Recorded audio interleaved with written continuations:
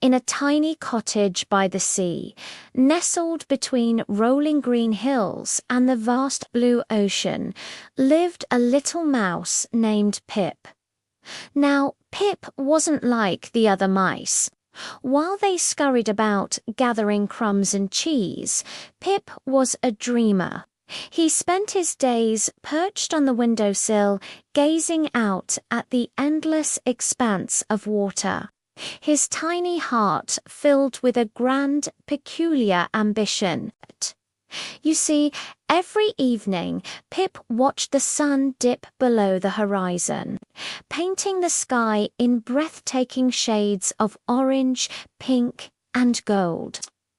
The most magical moment was when the setting sun touched the water, creating a shimmering, golden path that seemed to stretch from the shore all the way to the sun itself. Pip believed with all his might that this golden glow was a special kind of paint, and he yearned to capture it. "If I could just paint the entire ocean gold," he'd squeak to himself. "It would be a spectacle of wonder for all to see all day long." So one day, Pip decided to turn his dream into a plan. He fashioned a tiny paintbrush from a seagull's feather and a small bucket from a discarded acorn cap. His mission was clear. He would collect the sun's golden paint and color the ocean. The other mice thought he was silly.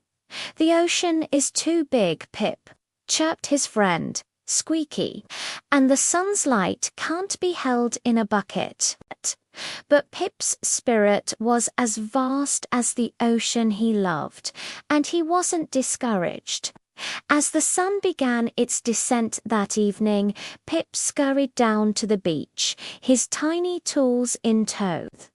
He stood at the water's edge, his acorn bucket ready. As the golden path appeared on the water, he dipped his feather brush into the shimmering reflection. He lifted it out, but alas, only clear, sparkling water dripped from the feather. He tried again and again, scooping with his bucket, swishing with his brush, but the golden light slipped through his grasp every time. Feeling a little dejected, Pip sat down on the cool sand. Just then, an old sea turtle, wise from her many years journeying through the ocean, slowly emerged from the waves.